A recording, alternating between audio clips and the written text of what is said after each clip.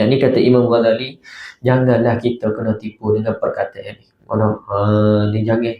Kerana syaitan ni banyak duk tipu orang dengan ayat ni hak sungguh. Kita duk jumpa dah, saya rasa tu jumpa belakang tu ni. Kalau dia duk pakai ayat ni golek dah. Nah, ni Imam Ghazali pesan ni gambar dah syaitan berjaya menjerumuskan banyak orang dengan tipu ayat ni sikit saja. Kerana pandangan zahir kita baiklah. Kelakuan kita buat tu baik. Hakikatnya pokok akar umbi dia tu kita telah menyokong orang yang besar membuat kejahatan, orang yang besar membuat kefasikan. Dan seorang yang pakat gubernur seperti mana di dalam kitab sebut, Imam Ghazali sebut, orang yang benar pakat raja ni dia memerintahkan negeri, tuan-tuan, negara dan sebagainya. Bukan dia perintah sebagai tuk hulu kampung. Dan sikit, mungkin kecil lagi. Makanya dia menuliskan di sini, yang gubernur ni dengan orang yang memerintahkan masyarakat yang ramai. Makanya kita ambil duit dia tu nak tolong, kalau habis-habis banyak kita boleh buat untuk sekampung. Dia merosakkan orang satu negeri. Macam mana kita nak sekampung tadi dengan merosakkan satu negeri, tak berbaloi. Makanya ubat dia, kita tidak menyokong ambil hadiah dia, maka kita nak sokong dia pun jatuh. Wassalatu wassalamu ala asyrafil anbiya wal mursalin Sayyidina wa maulana Muhammad sallallahu alaihi wasallam wa ala alihi wa ashabihi ajma'in. Subhanaka la ilma lana illa ma 'allamtana innaka antal alimul hakim. Wa la hawla wa la quwwata illa billahil aliyyil azim. Qala rabbi shrah li sadri wa yassir li amri wahlul 'uqdatam min lisani yafqahu qawli.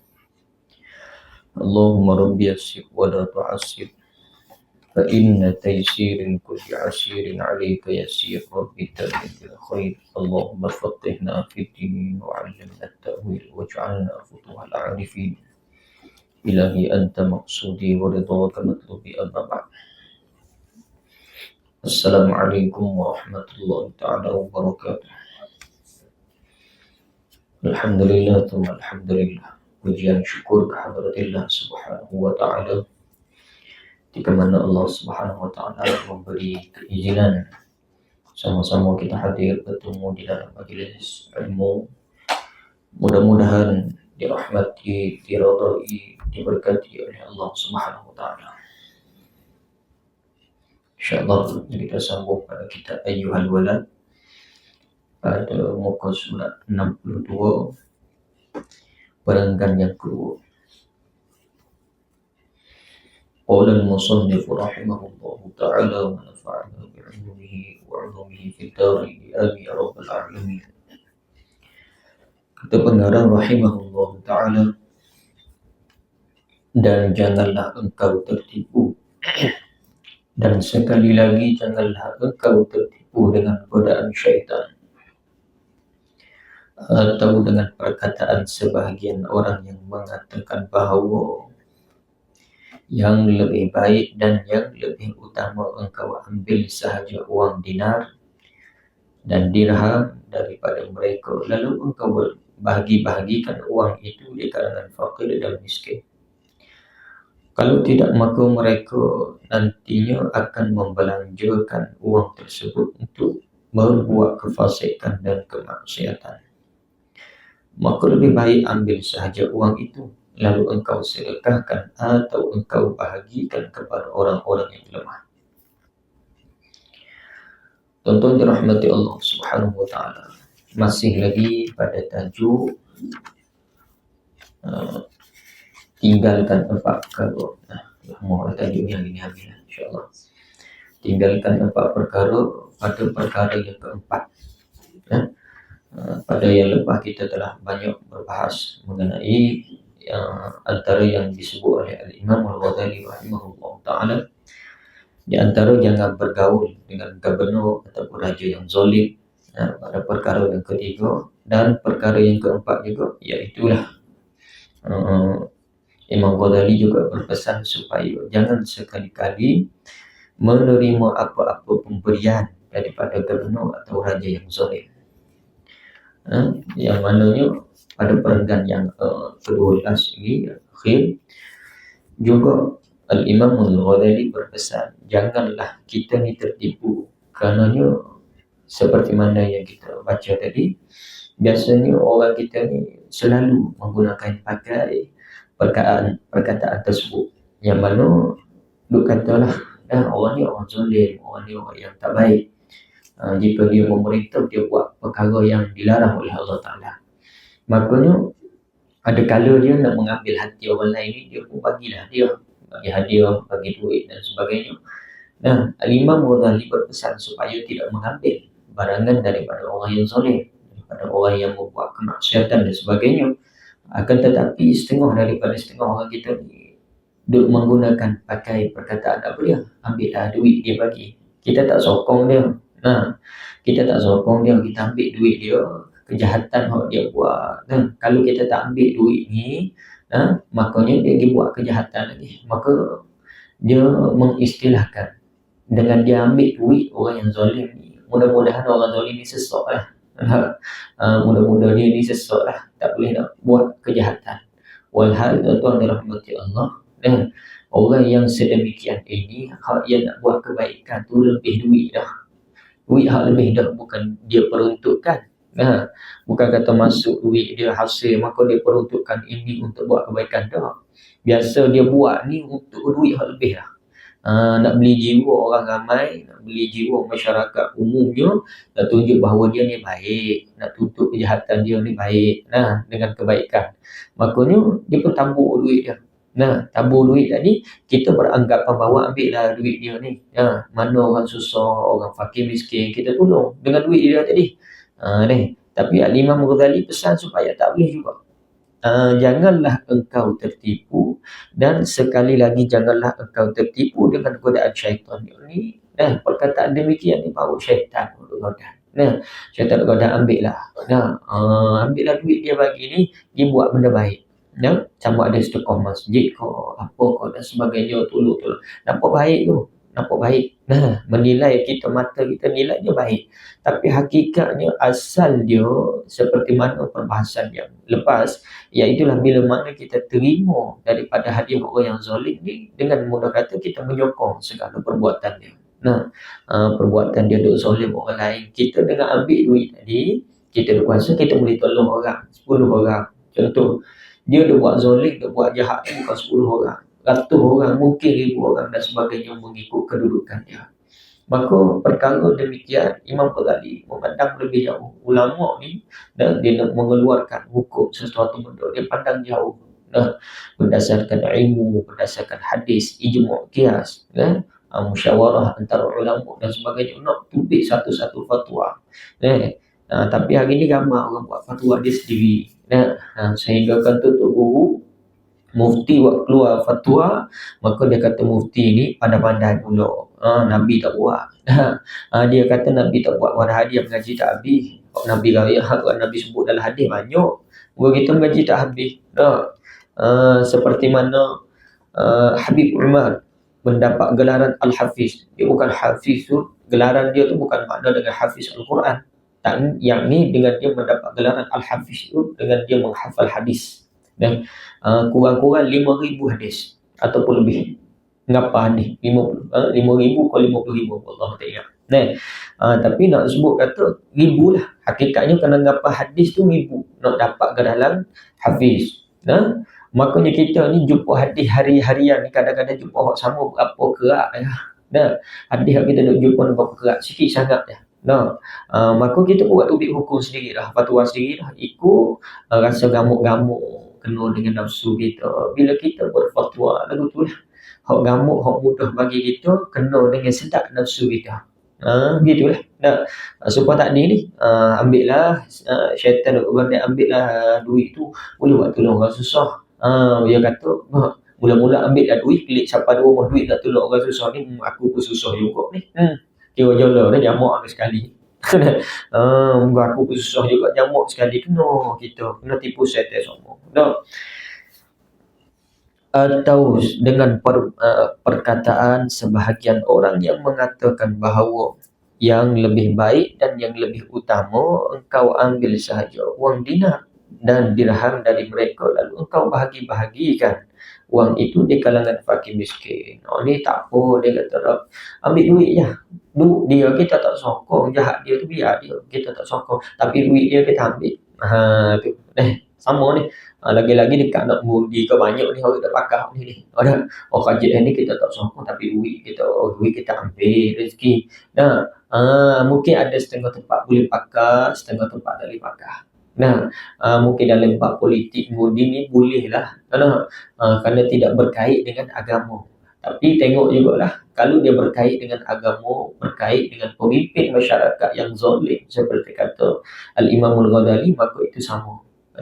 Balik dengan tajuk yang sama, tidak boleh diambilkan wang ataupun mana-mana hadiah daripada orang yang zalim. Kerana kita ni dianggap menyokong tindakannya. Kalau tidak, maka mereka nantinya akan belanjakan wang tersebut membuat kefasikan dan kemaksiatan. Kalau kita tak ambil kat ni, orang ni dia buat jahat lah, maksiat, kefasikan. Kalau kita ambil kurang ke tidak, lagi tambah ada. Kita dah nampak kalau kita ambil duit ni, maka kalau tak ambil duit ni dia buat maksiat. Kalau kita ambil duit dia lagi tambah, bukan jadi kurang. Kalau orang lagu ni dia bukan duit tak cukup, dia duit lebih lah. Dia duit ni lebih banyak dah. Kalau kita ambil duit dia tu bukan jadi mengurangkan. Kita niat tu baik. Niat ni mudah-mudahan kurang lah. Maksiat fasik hak dia buat, kita dah rasa lagu tu. Hakikatnya tidak lagu tu. Dia pun dah rasa orang terima hadiah aku ni, mana kata orang suka lagi lah tindakan dia. Dia dah rasa lagu tu pula. Maka lebih baik ambil sahaja wang itu lalu engkau sedekahkan. Ini kata-kata yang mana orang kena tipu, atau engkau bahagikan kepada orang-orang yang lemah. Ini kata-kata orang yang kena tipu kepada syaitan, kata Imam Al-Ghazali rahimahullah. Maka jangan engkau tertipu dengan perkataan yang seperti ini, kerana sebenarnya syaitan telah menjerumuskan banyak orang dengan tipu daya ini. Allah. Yang ni kata Imam Ghazali, janganlah kita kena tipu dengan perkataan ini. Ni jangan. Kerana syaitan ni banyak duk tipu orang dengan ayat ni, hak sungguh. Kita duk jumpa dah, saya rasa tu jumpa belakang ni. Kalau dia duk pakai ayat ni, boleh dah. Ni Imam Ghazali pesan ni, gambar dah syaitan berjaya menjerumuskan banyak orang dengan tipu daya ni. Sikit saja. Kerana pandangan zahir kita baiklah, kelakuan kita buat tu baik.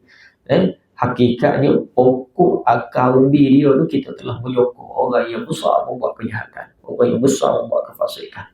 Dan seorang yang pakat gubernur, seperti mana di dalam kitab sebut, Imam Ghazali sebut, orang yang benar pangkat raja ni dia memerintahkan negeri, tuan-tuan, negara dan sebagainya. Bukan dia perintah sebagai tuk guru kampung. Dan sikit, mungkin kecil lagi. Makanya dia menuliskan di sini, yang gubernur ni dengan orang yang memerintahkan masyarakat yang ramai. Makanya kita ambil duit dia tu nak tolong, kalau habis-habis banyak kita boleh buat untuk sekampung. Dia merosakkan orang satu negeri. Macam mana kita nak sekampung tadi dengan merosakkan satu negeri, tak berbaloi. Makanya ubat dia, kita tidak menyokong ambil hadiah dia, maka kita nak sokong dia pun jatuh daripada kerajaan ataupun pangkat dia, maka digantikan dengan orang yang lebih baik, semuanya selamat satu negeri. Hakikatnya begitulah. Akan tetapi hari ini payah, majoritinya hari ini, suasana hari ini payah, kita nak jaga benda ni. Kerana supaya Imam Ghazali sebut, ramai dah syaitan ni berjaya menjerumuskan ramai dah, sungguh dah.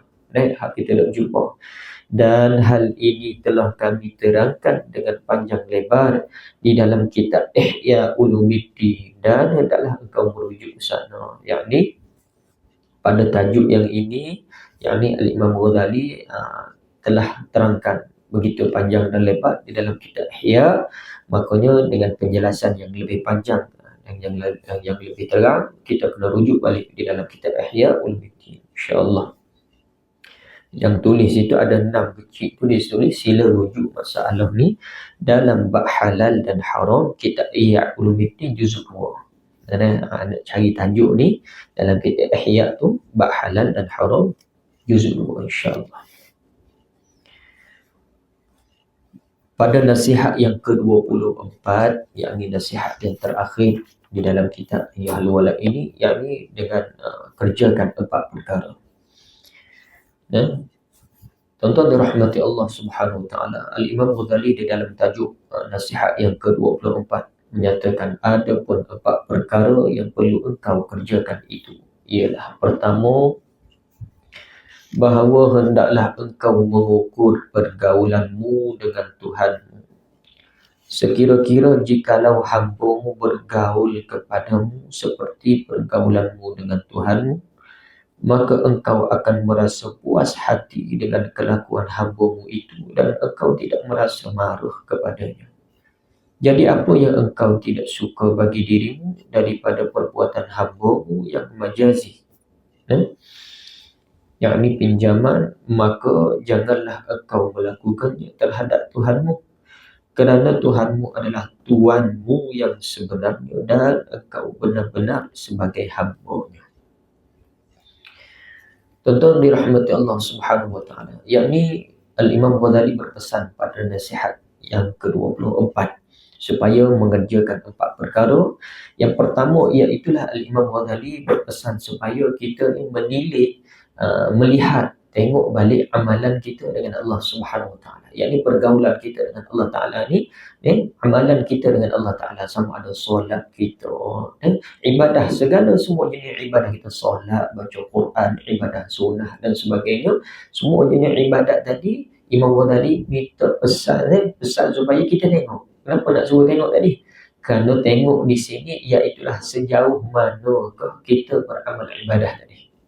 Sejauh manakah banyak dia itu. Dan sedekat manakah kita dengan Allah Ta'ala. Sehingga kan Imam Ghazali minta kita ukur pergaulanmu ni, pergaulan rapat, sejauh rapat, sedekat rapat manakah kita dengan Allah Ta'ala. Sekiranya jikalau hamba-Mu bergaul kepadamu seperti pergaulanmu dengan Tuhan, maka engkau akan merasa puas hati dengan kelakuan hamba-Mu itu. Yang ni tuan-tuan dirahmati Allah, contoh yang diberi oleh Al-Imam Ghazali, jikalau pada waktu dulu ni, biasanya orang dulu-dulu ni ada hamba. Hamba ni dia ada zaman kalah perang. Peperangan, bila mana kalah peperangan, kalau harta orang panggil ghanimah, harta rampasan perang yang tinggal di medan perang tu jadi ghanimah. Makanya bila orang yang ditinggalkan itu yang diambil jadi hamba. Jadi hamba. Maka hari ni Malaysia tak ada, kalau nak cari di Palestin. Palestin adalah di dalam peperangan. Maka Malaysia tempat kita ni lama dah tak ada, memang tak ada. Maka tuan-tuan dirahmati Allah Ta'ala, Imam Ghazali membuat perbandingan, nak bagi tahu sedekat manakah jika dan juga hasil dia sebagaimana kita rapat dengan Allah Ta'ala itu, iaitulah jikalau kita ini ada seorang hamba, maka hamba tadi buat segala kelakuan seperti mana kita dengan Allah. Macam mana tu? Yakni contohnya dia menjaga kebajikan kita, jaga segala arahan kita. Yang besar sekali seorang hamba ni mengikut arahan. Kita tuan, kita majikan, maka kita ada hamba ataupun pekerja dan sebagainya. Pekerja ni dia masih ada hak di atas beberapa perkara dan juga kita kena bayar gaji dan sebagainya. Ada habuan. Makanya hamba ini tidak ada habuan dan juga wajib menurut segala perintah tuannya. Maka bila mana lagu tu, gapo yang tuan minta? Tuan minta nak air kena buat, tuan minta nak buat servis ni kena buat. Hatta walaupun di dalam hukum, yakni majikan bersama dengan hamba perempuan pun tak ada masalah. Maka bila lagu tu, dari segi semua segala jenis aspeknya, makanya bila hamba tidak melawan segala perintah tuan majikannya, automatiknya majikan akan sayang dan puas hati. Kita bos, kita ada pekerja, tak payah membicarakan hamba, dan kita ada pekerja yang kita bayar gaji dan sebagainya. Bila mana segala arahan kita bagi terus siap, cukup masa tempoh kita nak ada, kita bagi task buat kertas kerja dan sebagainya, cukup masa siap, maka orang ni kita akan rasa hati kita rasa suka. suka bekerja dengannya, akan bagi kasih sayang. Mari kalau ada hadiah balik masa ingat nak bagi. Itu anugerah kuasa nak bagi ni, kenapa orang yang rajin, ada bakat dan juga sangat menjaga arahan.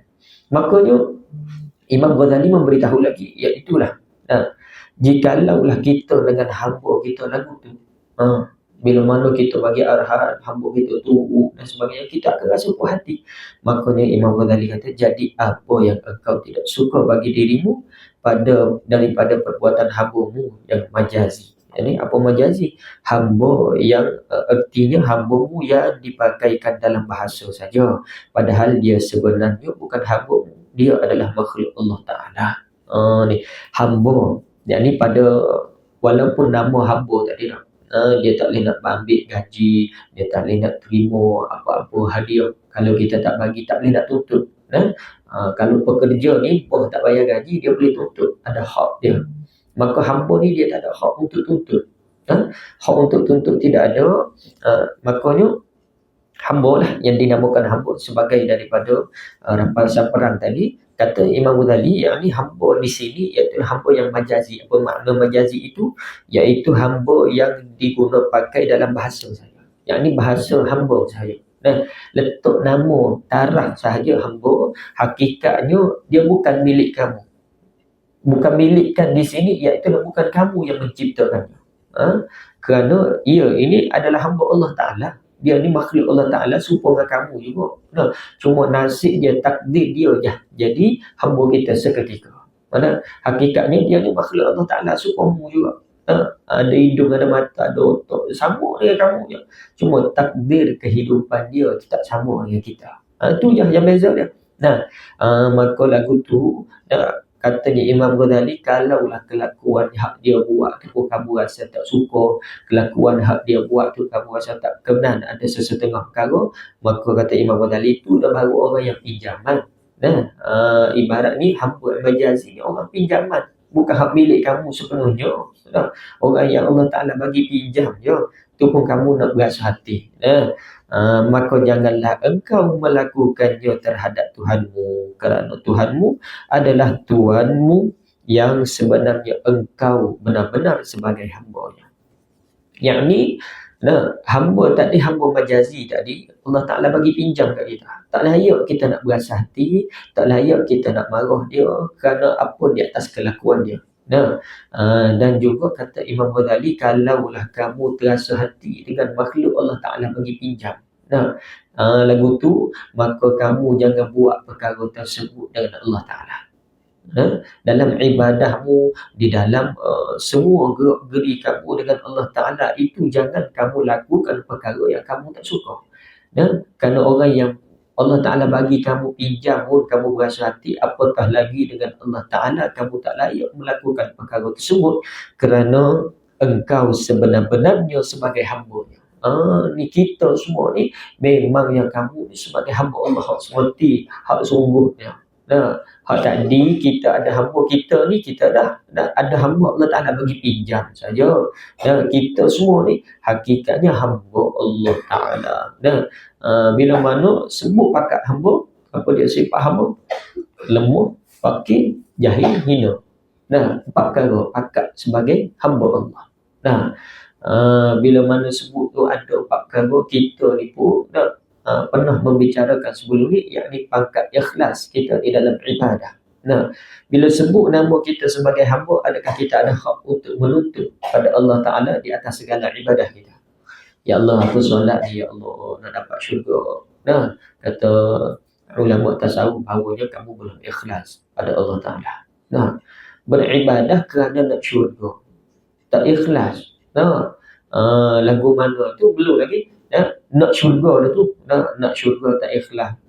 Bagi tahu lagi, ya Allah, aku beribadah, aku solat dan sebagainya kerana aku nak redha-Mu, ya Allah. Ulama tasawuf kata, orang ni tak ikhlas lagi dalam ibadah Allah, payahnya. Hakikatnya beribadahlah kita itu tanpa mengharapkan balasan daripada Allah Subhanahu Wa Taala. Ini tinggi ya. Nak sampai sini payah. Kita ni makom orang awam biasalah, nak ibadah tu nak kena ada habuan dan sebagainya, nak rasa rajin, nak rasa bersemangat. Sebab tu mari bulan Ramadan tu penuh je apa ni, ada rajin baca. Yang pertama ni dua perkara yang besar dalam Ramadan ni, menyebabkan orang jadi rajin sangat-sangat sungguh-sungguh dalam Ramadan. Apa dia? Pertama, tak boleh makan. Bila tak boleh makan, ngaji lah. Buat tak boleh makan kalau boleh makan, makan dulu. Ngaji kemudian. Maka bulan Ramadan dia orang jadi rajin penuh. Pertama sekali dia tak boleh makan. Maka semangat sungguh-sungguh mari mengaji. Pertama, yang kedua, apa semangat ni? Kerana bulan Ramadan itu banyaknya pahala, dibukanya pintu syurga dan sebagainya, banyak sungguh habuan Allah Ta'ala bagi. Semangat yang ni kita ni nak buat perkara yang ada habuan banyak. Kalau nego kan nak nego cepat kaya. Tapi hakikatnya usaha malah. Mari boleh puasa tu sekali tu yang nego. Nego sebulan makin setahun. Ada gitu. Nego sebulan boleh puasa ni tahun ni makin setahun tapi pula jumpa bulan Ramadan pula gaji pula. Tu dia. Maka kita ni makom orang awam biasa. Yang ni buat sesuatu perkara tu berlandaskan dengan habuan balasan yang Allah Ta'ala janjikan. Hakikatnya bila sebut kita ni seorang yang makan hamba, maka adakah kita layak menuntut habuan tadi? Layakkah kita nak menuntut habuan sedangkan kita ni hamba? Maka kalau kita sedar sebagai hamba Allah, sama ada Allah Ta'ala itu terima ataupun tidak terima dari segi semua amalan yang kita buat, sama ada amalan wajib ataupun tidak wajib, sunat dan sebagainya, maka kalau tak terima sekalipun tetap kita kena buat. Kenapa? Kerana kita hamba Allah Ta'ala. Itu dia. Dan jikalaulah kita ni buat ibadah kerana nak balasan, kalau Allah Ta'ala tak bayar, tak kecewa. Sama kita dengan manusia, kita buat kerja mari pejabat, tiba-tiba kerjaan tak bayar duit. Ibu rasa habis jenuh, turun naik mahkamah relo nak minta.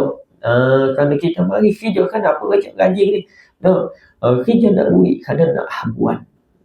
Itu. Jadi bila orang tak bayar, tak ada benda yang paling serabut, yang paling kecewa bila mana orang tak bayar. Begitu dengan Allah Ta'ala. Adakah kita layak nak kecewa dengan Allah Ta'ala jika Allah Ta'ala tak bayar habuan di atas ibadah yang kita buat?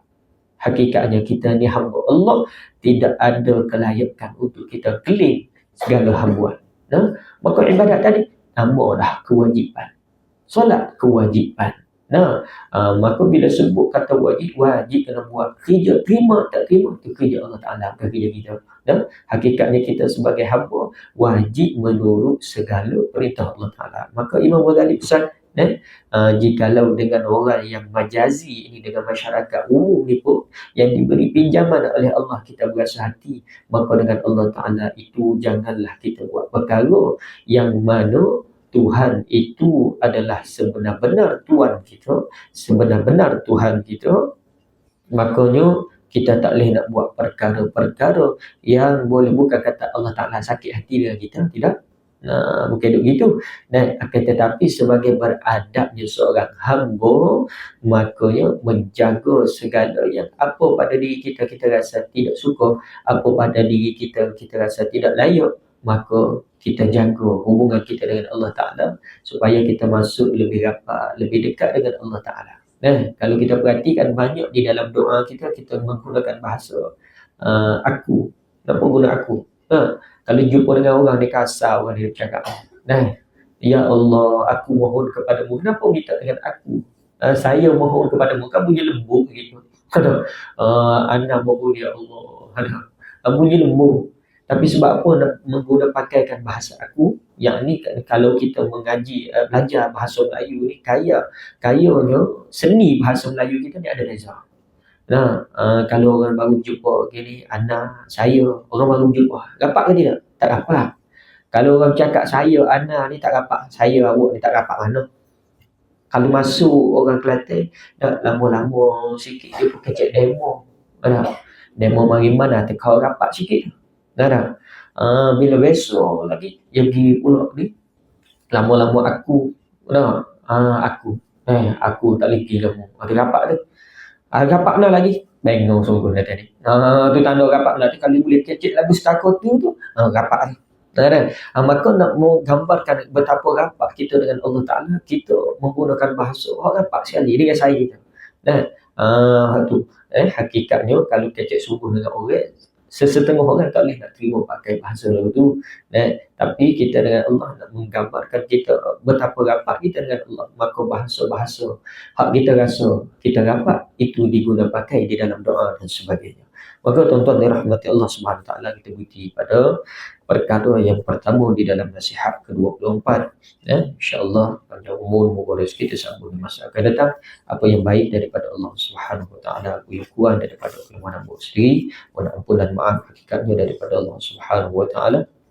Kita tutup dengan selawat sallallahu rabbuna ala nuril mubin Ahmad al-Mustafa sayyidil mursalin sallallahu rabbuna ala nuril mubin Ahmad al-Mustafa sayyidil mursalin sallallahu ربنا على النور المبين أحمد المصطفى سيد المرسلين وعلى آله وصحبه أجمعين وعلى آله وصحبه أجمعين اللهم انفعنا ما علمتنا وعلمنا ما ينفعنا وزدنا علما ينفعنا الحمد لله على كل حال ونعوذ بالله من عذاب النار اللهم اغفر لكل أمة محمد صلى الله عليه وسلم وارحمهم وصلى الله على سيدنا محمد وعلى آله وصحبه وبارك وسلم الحمد لله رب العالمين والعفو بكم وبارك الله فيكم